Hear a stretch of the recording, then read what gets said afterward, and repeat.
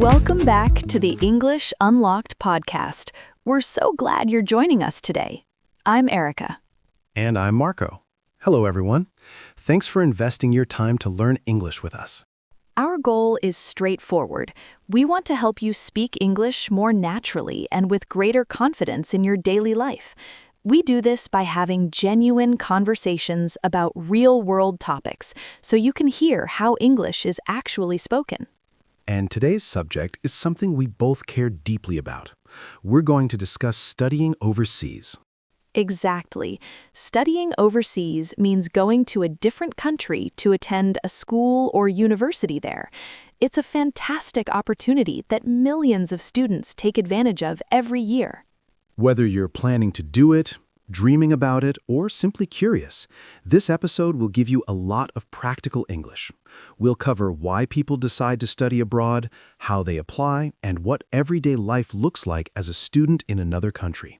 By the end, you'll have more than 100 useful phrases and expressions to talk about this subject with confidence in English. So if you find this helpful, and we believe you will, please hit the like button and subscribe to our channel. It truly means a lot to us. Ready, Erica? Absolutely. Let's jump in. So, Erica, how are you feeling today? Honestly, I'm a bit nostalgic. I was looking through some old pictures this morning and came across photos from my college years. Oh, that's lovely. What were you doing in those photos? I was in the library looking completely overwhelmed. Books everywhere, empty coffee cups. My hair was a disaster. That sounds like every university student ever.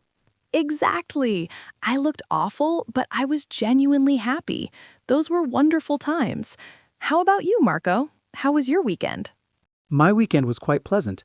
I met an old friend for coffee on Saturday. Her daughter was just accepted into a university program in Canada, and she'll be studying there for 2 years. Wow, that's exciting. Her daughter must be over the moon. She is. She kept talking about all the things she needs to arrange: her application, student visa, housing, language exams. She has a lot to organize. That sounds like a lot, but also very exciting. I remember when my cousin studied in the UK, he came back completely different, in a good way. His English was amazing. Speaking of studying in another country and all the preparation and experiences that come with it, that's exactly what we're covering today. Perfect timing, as always. All right, let's start from the very beginning. Erica, what do you think is the main reason people want to study overseas? I believe the biggest reason is to enhance their language skills. If you truly want to improve your English, for example, living and studying in an English-speaking country is one of the most effective methods. That's a great point. Total immersion, being surrounded by the language daily, is incredibly powerful. Wait, what does immersion actually mean? Good question.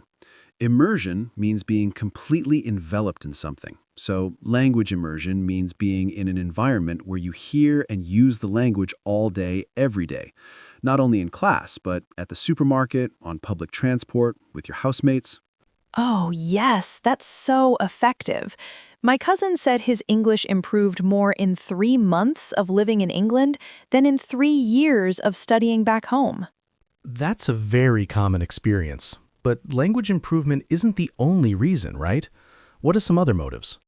Well, some universities abroad are very prestigious. They have an excellent global reputation, so studying there looks great on your CV. Absolutely. A degree from a well-known university in the US, UK, Australia, or Canada really opens doors for your career. Also, many students want the personal experience. Living independently in a foreign country helps you grow as a person. You become more confident and adaptable. I completely agree. You learn to solve problems on your own. You can't just call your mom every time something goes wrong, although some students definitely still do that. True. Okay, so let's say someone decides they want to study abroad. What's the very first step? I think the first step is deciding where you want to go and what you want to study. Those two things are linked. Some countries are better known for certain subjects. Right. For example, the US and UK are excellent for business, law, and technology. Australia is great for environmental science and marine biology. Japan is wonderful for engineering and design. So first, think about your field of study, then find the best countries and universities for that field. Exactly. Then you research specific universities. You look at their rankings, their programs, campus life, and of course, the cost. Cost is really important. Studying abroad can be very expensive. There's tuition, the cost of classes, then accommodation, food, transport, textbooks. Yes, it adds up quickly. But there are also scholarships and financial aid programs that can help. A scholarship is money given to you based on academic performance or other criteria, and you don't have to pay it back. That's important. You don't have to repay it, unlike a student loan. Exactly. A student loan is money you borrow and must repay after finishing your studies. Many students use a combination of scholarships, savings, and loans to fund their study abroad experience. Okay, so you've chosen your country and university.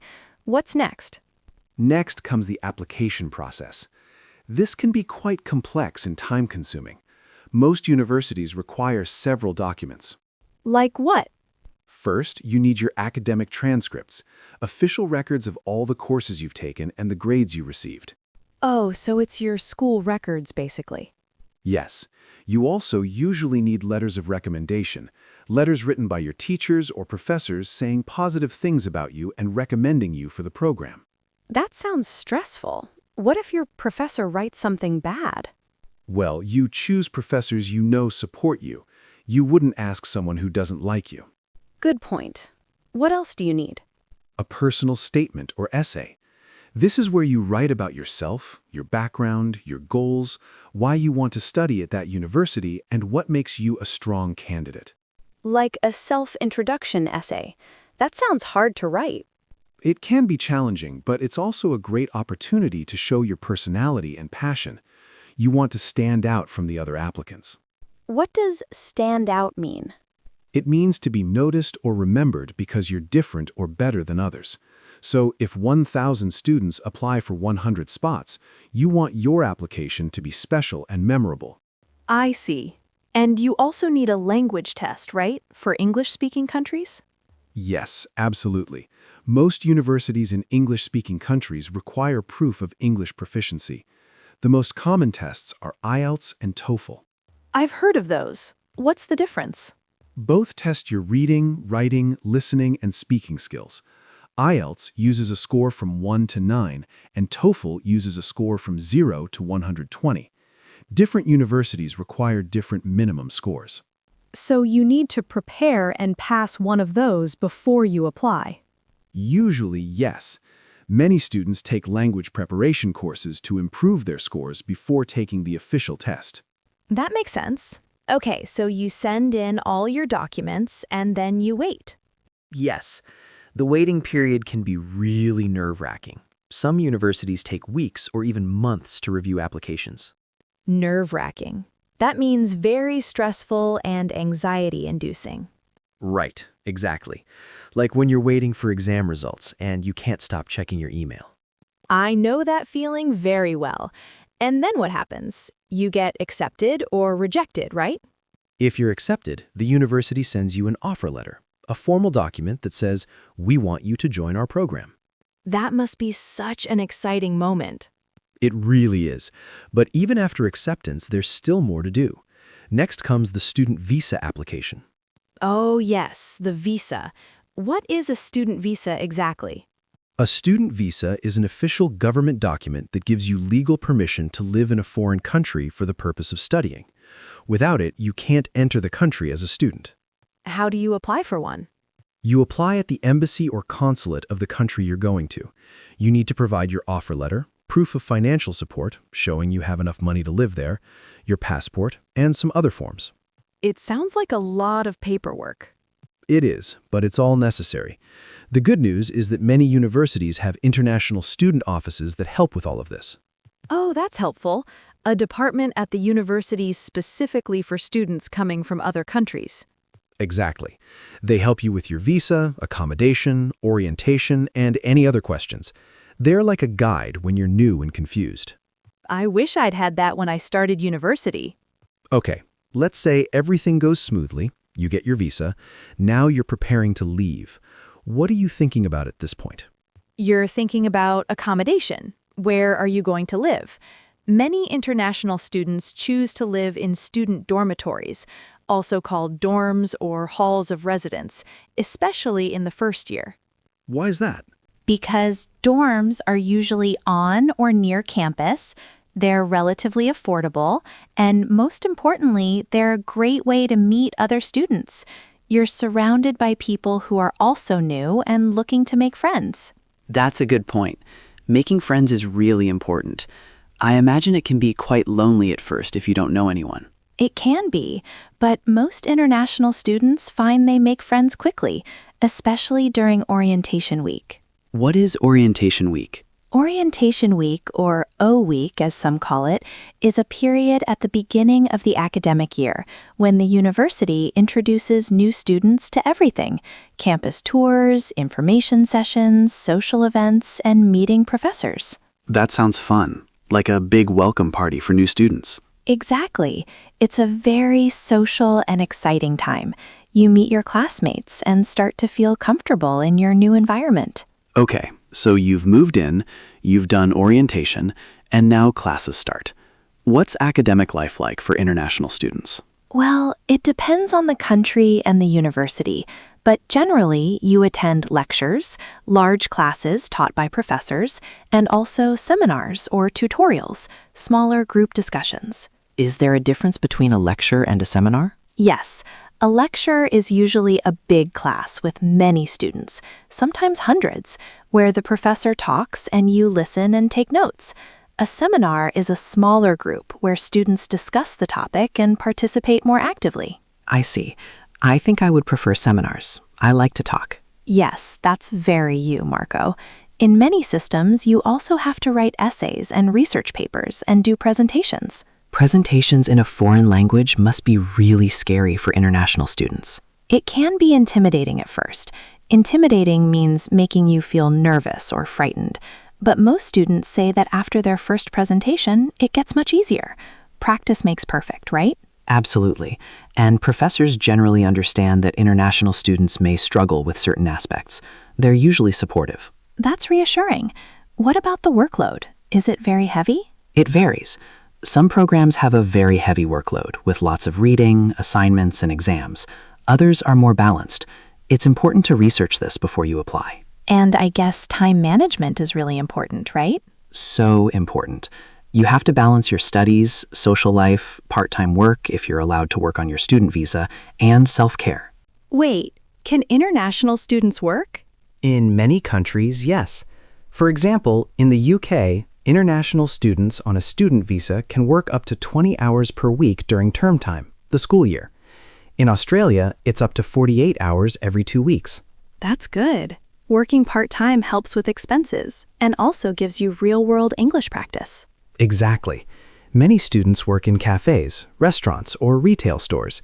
It's a great way to improve your conversational English and meet local people. Speaking of meeting people, what about culture shock? Have you heard of that? Of course. Culture shock is the feeling of confusion, anxiety, and disorientation people feel when they move to a very different cultural environment. Can you give an example? Sure. Imagine you come from a country where it's normal to be very close to your family, eat home-cooked meals every day, and spend evenings with relatives. Then suddenly, you're completely alone in a foreign country, eating unfamiliar food, and following completely different social rules. Yeah, that would be very difficult emotionally. It can be. Experts say culture shock has several stages. First, the honeymoon stage. Everything is new and exciting. Then, the frustration stage. You miss home and feel overwhelmed. And then what? Then comes the adjustment stage. You start to understand the new culture and feel more comfortable. Finally, the adaptation stage. You feel at home in the new place. That's a really useful framework. So culture shock is normal and eventually it gets better. Yes, absolutely. Almost every international student experiences some level of culture shock. The important thing is to be patient with yourself and reach out for support when you need it. Reach out. That means to contact someone or ask for help. Exactly. Don't try to handle everything alone. talk to friends, family back home, or university counselors. That's really good advice. What else do students struggle with when studying abroad? Homesickness is very common. That's the sad, lonely feeling of missing your home, family, and friends. How do students deal with homesickness? Different people cope in different ways. Some call home every day. Others find comfort in cooking familiar food from their home country. Some join student clubs or groups to stay busy and social. I think joining clubs is a great idea. Do universities have many clubs and activities? Oh, yes. Most universities have hundreds of student clubs, sports clubs, cultural clubs, academic societies, hobby groups. There's something for everyone. That's great. So you can find your community even in a foreign country. Yes. Many universities even have international student associations or country-specific student groups. So if you're from Korea studying in the UK, there might be a Korean student association you can join. That's comforting. You're not completely alone. Okay, let's talk about something fun. What are the best parts of studying abroad? Oh, there are so many. Personally, I think the biggest benefit is personal growth. You become so much more independent and resilient. Resilient. What does that mean? Resilient means able to recover quickly from difficulties. When you face challenges alone in a foreign country and overcome them, you become stronger. That makes sense. What else? You build an incredible international network of friends and contacts from all over the world. These friendships often last a lifetime, and you get to travel on weekends and holidays, try new foods, learn about different cultures firsthand. Exactly. And you come back home with a completely new perspective on the world. You see things differently after living abroad. I think you also become more open-minded. When you meet people from many different backgrounds and cultures, you realize there are many different ways to live and see the world. That's beautiful. Okay, what about some practical tips? If someone is planning to study abroad, what advice would you give them? First, research thoroughly. Don't just apply to the most famous university. Research which program is the best fit for your goals and personality. Good advice. What else?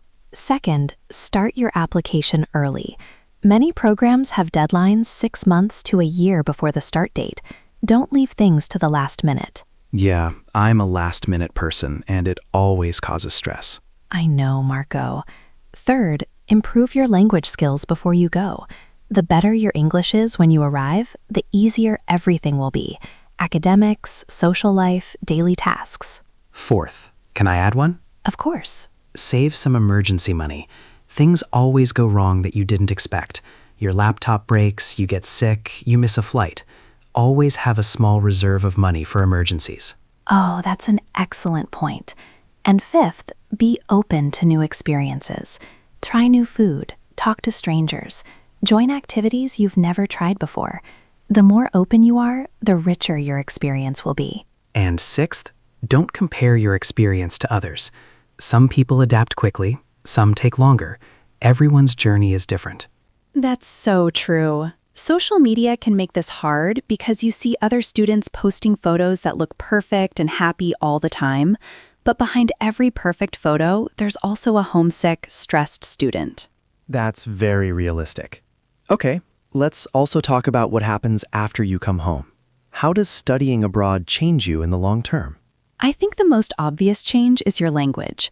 Students who study abroad for a year or more often speak a second language almost fluently. Yes, and your career prospects improve significantly. Many employers specifically look for candidates with international experience because it shows you can adapt, communicate across cultures, and work in diverse environments. Career prospects? That means your future job opportunities, your job possibilities, and chances for career growth. Companies that operate globally especially value employees who have lived and studied abroad. And personally, I think you just become a more interesting person. That's a great way to put it. You have more stories, more perspective, more confidence. People always want to hear about your experience. Oh, you studied in Germany. What was that like? Exactly. It becomes a big part of your identity. You're not just a student anymore. You're someone who had the courage to leave everything familiar and start fresh somewhere new. That takes real bravery. I think it does, but most people who do it say it's the best decision they ever made. I believe that. Now I kind of want to study abroad myself. It's never too late, Marco. There are graduate programs, exchange programs, even short-term language courses abroad. Maybe I'll look into it after we finish this episode. Perfect. All right, let's move on to our vocabulary section. You know, Erica, while we were talking, we used many really useful words and phrases related to studying abroad. Let's look at some of them carefully so our listeners can use them in their own conversations. Great. I love this part. Which words are we covering? First word, immersion. Immersion means being completely surrounded by something, especially a language or culture. When you're in language immersion, you hear and use the language all day long, not just in a classroom. Oh, yes. This is so important for learning a language. Full immersion is much more powerful than just studying grammar from a book. For example, living in London for a year gave me total English immersion. Or language immersion programs are very effective for rapid improvement. And you can also say immerse yourself in something, like I immersed myself in French culture when I lived in Paris. Perfect. I love that usage. Next word, scholarship. A scholarship is money given to a student to help pay for their education. You don't have to pay it back, and it's usually based on academic achievement, talent, or financial need. This is different from a student loan then. A loan you have to repay, but a scholarship is free money. Exactly. She received a full scholarship to study at Harvard. Or, he applied for 10 scholarships and won 2 of them. You apply for scholarships. You fill out forms and write essays. Yes, the application process for scholarships can be competitive. My advice, always apply for as many as possible and don't give up. What's your experience with scholarships, Marco? I applied for 3 scholarships during my studies. I only got one, but that one covered a full semester of tuition. It made a huge difference. That's amazing. Next word, tuition. Tuition is the money you pay to attend a school or university, the fee for your education. In many countries, tuition for international students is higher than for domestic students. So domestic means local, from that country, and international means from another country. Exactly. Domestic students pay $5,000 per year, international students pay $15,000. That's a big difference. Tuition is one of the biggest financial challenges of studying abroad. Next word, transcript. A transcript is an official document from your school that shows all the courses you've taken and your grades. Universities require this as part of your application. Oh, like your academic record, a complete history of your studies. Right. Please send your official transcript to our admissions office. Or my transcript shows I maintained an A average throughout university. Wait, admissions office? Is that the same as international student office? They're different. The admissions office is the department that reviews applications and decides who gets admitted. The international student office helps students after they're already admitted. Ah, good distinction. Thank you. Next word, personal statement. A personal statement is an essay you write as part of your application. You talk about yourself, your goals, your achievements, and why you want to study at that specific university. This sounds difficult to write. How do you make a good personal statement? It needs to be honest, specific, and engaging. Don't just list your achievements. Tell a story. Explain your passion for your subject and your future goals clearly. Tell a story. I like that. So, for example, I became interested in environmental science when I saw a river near my childhood home become polluted. Perfect. That's a compelling opening. It's personal, specific, and it shows your motivation. Next word, culture shock. Culture shock is the feeling of confusion, stress, and disorientation when you move to a very different cultural environment. Almost every person who moves abroad experiences it. Oh, yes, we talked about this. It has stages, right? The honeymoon stage, frustration, adjustment, adaptation. She experienced severe culture shock when she first arrived in Japan. Or it took him about 3 months to get over her culture shock. Get over means to recover from, to move past something difficult. Correct.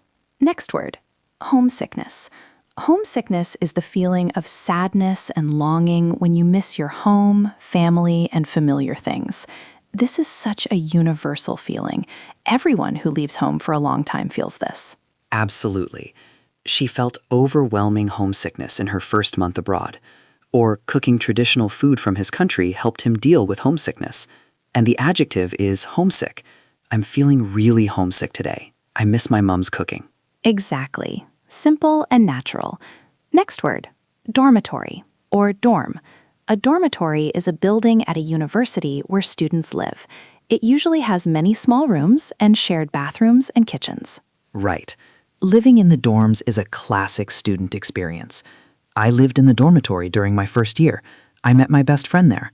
Or the dormitory was noisy, but I loved the social atmosphere. The opposite of a dorm would be renting a private apartment. Yes, many students move to private apartments after their first year, once they know the city better and have made friends. What did you prefer, Marco? I loved the dorm in my first year because of the community. But in my second year, I moved to a flat with 3 friends. That was also wonderful. Makes sense. Next word, orientation. Orientation is an introductory program at the beginning of the school year that helps new students learn about the university, campus, courses, and services available. Oh, it's like a welcome and introduction period. Exactly. Orientation week is a great time to meet new people. Or don't skip orientation. You'll learn so much important information.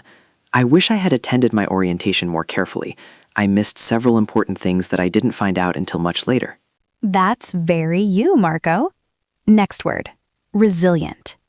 Resilient means able to recover quickly and positively from difficulties or challenges. It describes someone who doesn't give up easily. This is such a positive word. Studying abroad builds resilience.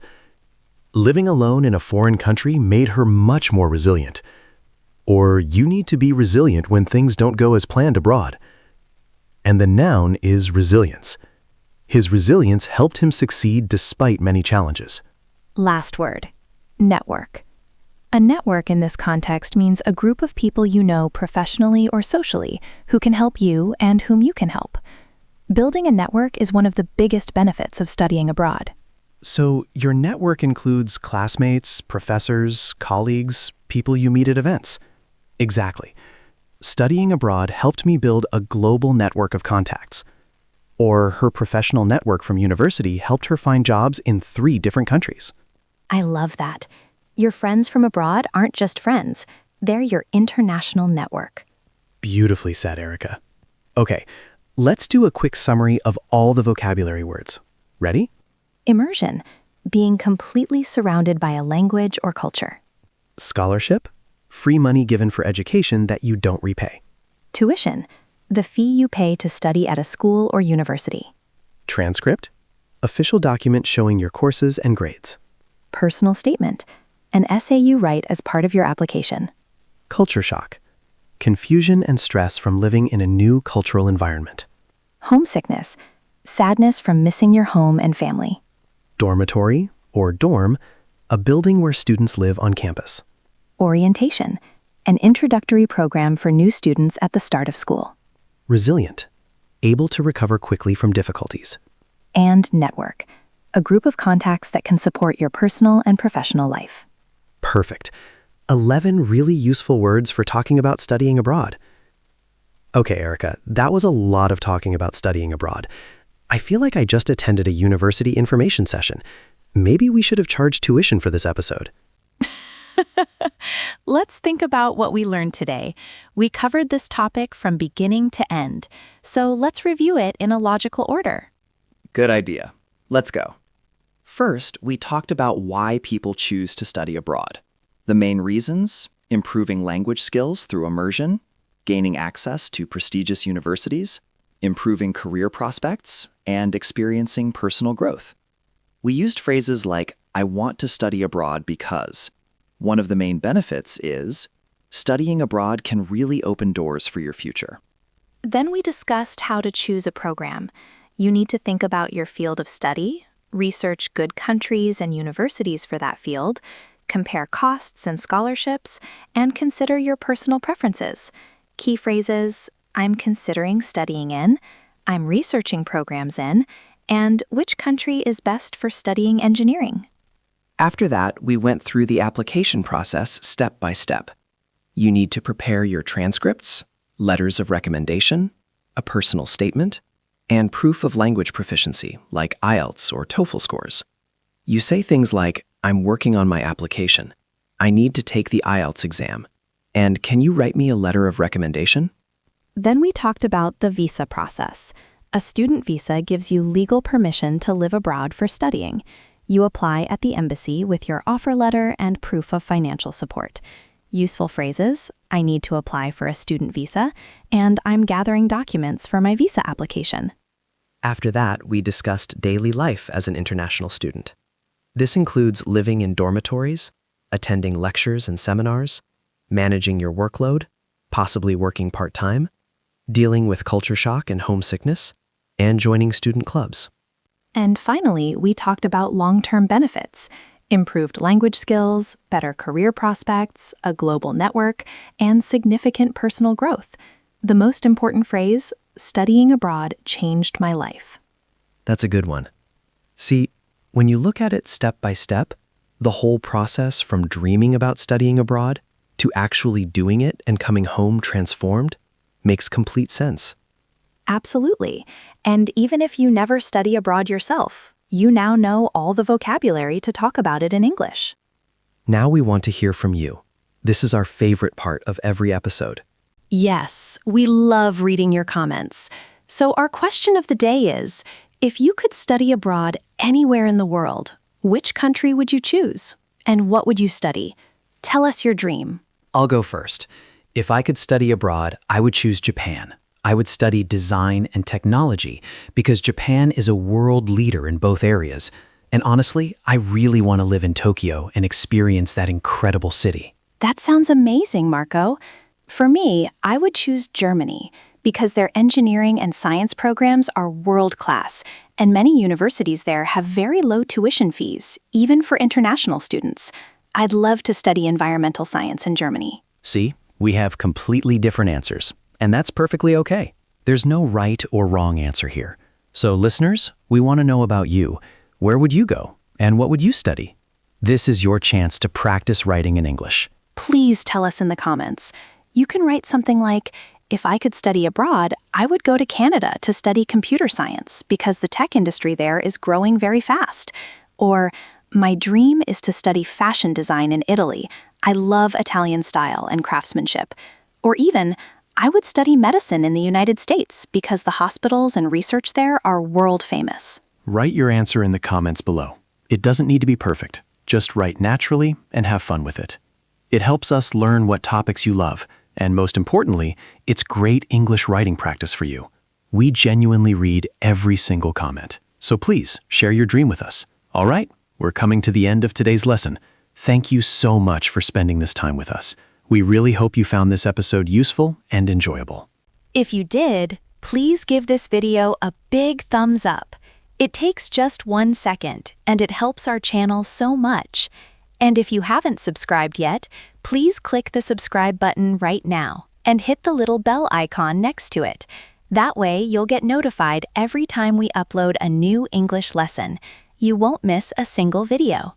We have so many great lessons planned. You don't want to miss them. You are all wonderful and hardworking students, and we are so proud of your commitment to improving your English. Keep going. Remember, the best way to improve is to practice a little bit every single day. Even 5 minutes of English practice every day is better than nothing. Consistency is the key. All right, that's everything for today's lesson on how to talk about studying abroad in English. It was so much fun talking about this topic with all of you today. Have a wonderful day, a wonderful evening, and a wonderful night wherever you are in the world. Goodbye, everyone. Bye. See you in the next episode.